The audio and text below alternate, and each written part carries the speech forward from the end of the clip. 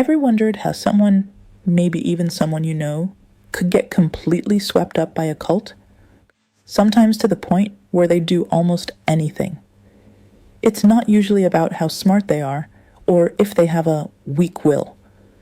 It's often a slow, deliberate process, like a psychological dismantling piece by piece, run by people who are masters of manipulation. And what if I told you that the tools they use are often just twisted versions of the everyday persuasion we all encounter, like a friendly sales pitch turned into a high-pressure mind game? Welcome, Mind and Shadow Script here. Today we're going to pull back the curtain on the psychological tactics cults use to influence people, sometimes to an astonishing degree. This isn't about shock value. It's about understanding the very real, often subtle techniques that can, under the right, or maybe I should say wrong, circumstances, draw almost anyone in. Now, when we talk about cults here, we're not zeroing in on any specific religion or belief system. Instead, we're looking at groups where there's an intense devotion to one person or an idea, and where they use manipulative tactics to control members and achieve the leader's goals, often at a huge cost to the followers themselves. These groups are surprisingly good at tapping into very human needs, like wanting to belong, to have a purpose, or to feel certain about things. Much like a locksmith knows just how to pick a specific type of lock. They twist these normal psychological processes into powerful tools for indoctrination. We'll explore how these methods work, why they're so disturbingly effective, and why knowing about them is probably our best defense. One of the first moves cults often make, and it's incredibly disarming, is something called love bombing. Picture this. You're feeling a bit lost, maybe misunderstood, or just plain lonely. Suddenly, you're surrounded by people who shower you with affection, praise, and non-stop attention. It feels like they get you in a way nobody else ever has. This isn't random kindness. It's a calculated strategy, like offering a warm, inviting blanket on a freezing night. It makes people lower their guard, their critical thinking, much like a soothing song lulls a watchdog to sleep, and become much more open to what the group wants. The warmth feels real, the connection seems deep, but this flood of affection, it's often conditional. It's a way to get people attached quickly and build loyalty, making it much harder to question things or walk away when more demanding control tactics start to appear. Once a recruit is feeling that initial warmth and connection, the next big step for many cults is to gain control by cutting them off from their outside support systems. This is done through isolation and controlling the information they receive. It doesn't always mean locking someone away immediately. It can be a slow, creeping process, like a rising tide that gradually cuts off all escape routes from an island. Isolation works on a few levels. Physically, they might encourage members to live together or spend less and less time with anyone outside the group. Socially, they might subtly, or not so subtly, paint friends, family, and colleagues who aren't members in a negative light. Emotionally, the cult tries to become the only source of good feelings and support. At the same time, they get really strict about information. Access to outside news, books that challenge their views. Even the internet might be limited or heavily filtered, like giving someone blinkers so they can only see straight ahead. Doubts are usually shut down, and questions are often twisted to mean the person lacks faith or understanding. The group pushes its own narrative, its own propaganda, creating an echo chamber where their ideology is the only thing people hear, over and over. The psychological effect of this is huge. By limiting contact with outside viewpoints and people they used to trust, the cult stops them from being able to check in with reality, like a ship losing its compass and charts in a storm. The group becomes the only way they see the world, making its story seem like the absolute truth. This makes individuals less able to think for themselves, and more dependent on the group's leaders for what to believe and how to act. Old friends and family? They're often labeled as negative or even dangerous, pushing the person even deeper into the cult's embrace. With the person more and more isolated, the cult then really ramps up its efforts to change how they think. This happens through relentless indoctrination and teaching them techniques to shut down critical thoughts, often called thought stopping. Indoctrination isn't just about learning new things. It's about completely changing how someone sees and processes the world, instilling the group's beliefs as the one and only truth, like overwriting the software on a computer with a completely new operating system. How do they do it? Think repetitive lectures, chanting, assigned readings of very specific texts, and using loaded language, special jargon and catchphrases that reinforce the group's ideas and basically act like conversation enders, stopping people from thinking too deeply. Us versus them thinking is a big part of it, where everything is either good or evil, black or white. And then there's thought stopping. Members are taught ways to squash any doubts or critical ideas that pop into their heads.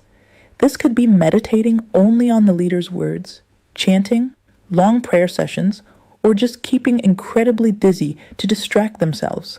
So when a questioning thought comes up, they're conditioned to immediately use one of these techniques, effectively hitting a mental mute button on their own ability to analyze. What's happening psychologically here is that the brain starts to take mental shortcuts, and the ability to think critically and independently slowly wears away. By constantly pushing down doubts and absorbing the cult's ideology, members start to genuinely believe the group's teachings are their own thoughts. This deep internalization makes it incredibly hard to question the leader or the doctrine, because it would feel like questioning themselves. So when a questioning thought comes up, they're conditioned to immediately use one of these techniques, effectively hitting a mental mute button on their own ability to analyze. Controlling emotions is absolutely key to keeping cult members obedient and loyal. While love bombing might get them in the door, it's a powerful mix of fear, guilt, and implanted phobias that often keeps them there, like invisible chains. Cults are masters at playing on members' emotions. They can make people feel intensely guilty or ashamed for any tiny mistake, any doubt, or any failure to meet the group's often impossible standards. Public confessions or criticism sessions are common tactics designed to crush individual self-worth, almost like an emotional public flogging, and make people even more reliant on the group for any sense of forgiveness or feeling okay about themselves. Phobia indoctrination is especially nasty. Cults drill irrational fears into people about what will happen if they leave, that terrible things, spiritually, emotionally, or even physically, will get them. It's like building an invisible electric fence around the mind. You'll often hear stories circulated about ex-members suffering horrible fates, reinforcing the idea that there's no happiness or safety outside the group. This builds a strong us versus them feeling, where the cult is seen as the only safe place, the only source of truth in a scary world. These techniques prey on basic human emotions, the constant worry about being shamed, or the sheer terror of what might happen if they leave creates a huge psychological wall against even thinking about dissenting or escaping. Members become emotionally hooked on the group, not just for good feelings, but for managing the very negative emotions, especially the fears that the cult itself put there. Maybe the deepest and most unsettling part of cult mind control is how it systematically breaks down a person's original identity and builds a new one that lines up completely with the cult. This isn't usually a quick switch. It's often slow, but relentless, like carefully disassembling a house, brick by brick, then using those same bricks to build something entirely different. Cults often tear down a recruit's past life. Their old relationships, achievements, and beliefs are devalued. Public confessions might be used to make them feel ashamed of who they were before they joined. This creates a kind of void, a feeling that their old self was flawed or empty. And guess what? The cult is right there, offering to fill that void with a new, better identity. This new identity is almost always tied directly to the group's ideology and the leader's vision. People might get new names, have to wear certain clothes, adopt new diets, or follow strict daily routines that all reinforce this new persona. The psychology here is that it taps into anyone's potential feelings of confusion about who they are, or their desire to change and be better. If someone's already feeling lost or unhappy with their life, the promise of a brand new, purposeful identity can be incredibly attractive. And the promise of a brand new, purposeful identity can be incredibly attractive. As they pour more time and energy into this new, cult-defined self, it becomes harder and harder to go back, partly because of something called cognitive dissonance, that uncomfortable feeling of holding conflicting ideas. Their sense of who they are gets so tangled up with the group that leaving wouldn't just mean losing a community. It would feel like losing their very self, like trying to separate intertwined vines. This rebuilding of identity is really the result of all the other control techniques working together. The person isn't an independent individual with their own unique thoughts and feelings anymore. Instead, they're more like an extension of the group, a loyal follower whose entire existence is shaped by their membership and their belief in the cult's way. These psychological tactics aren't just a random bag of tricks. They're an interconnected system, like different gears in a complex machine, all working together. They work together to gradually overwhelm a person's ability to think and act for themselves. It starts by appealing to those basic human needs for love, belonging, and meaning through love bombing.